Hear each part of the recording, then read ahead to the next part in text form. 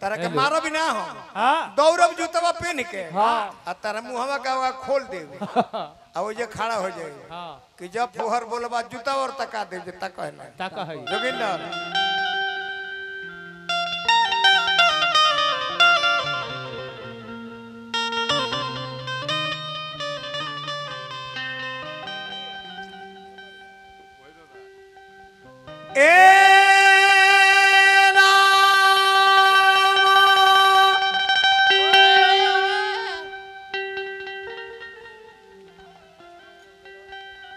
रामा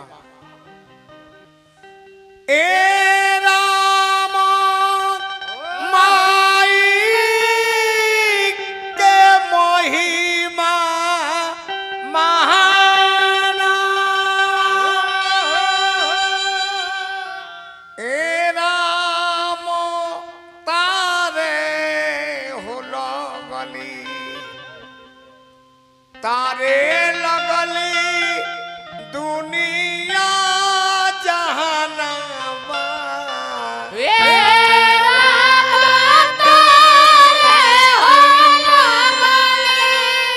इतना जल्दी मत कह बबुआ तनी एक हाथ लाम करो बैंजो मास्टर तू लामक दिखाव रहा है लोग तारे लगली दुनिया जहानामा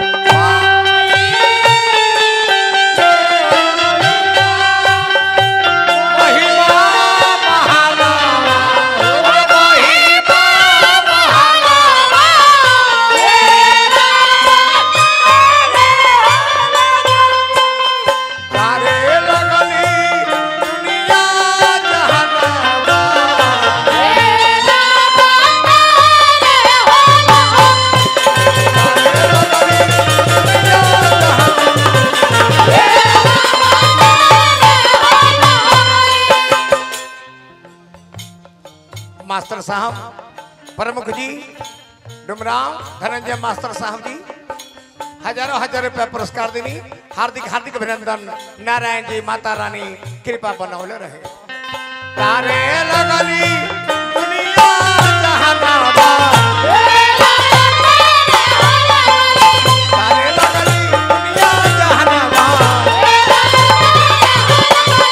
तारे लगली दुनिया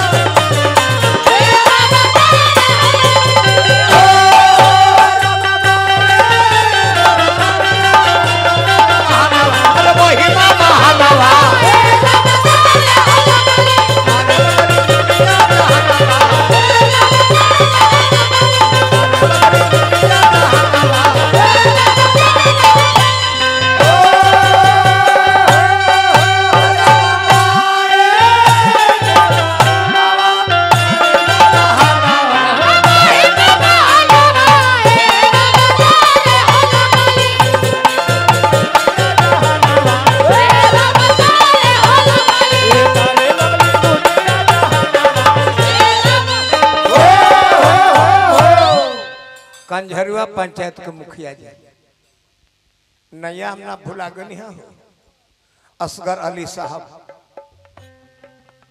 कयामत से कयामत तक खुदा आपको सलामत रखे। हार्दिक हार्दिक अभिनंदन और शुभकामना। हर दुगो अंग्रेजी के वर्ड बोल रहे हो, वो न्यूटन के गति बोल रहे हो, न्यूटन के गति के बोलता तू जानते रहे हम अनपढ़ है का, तू अनपढ़ है। हम वो न्यूटन के गति है, जितना तेज से मरबो ओकरा और तेज से वेग से पीछे लौटेला। आ एजा का बात बा कि रसायन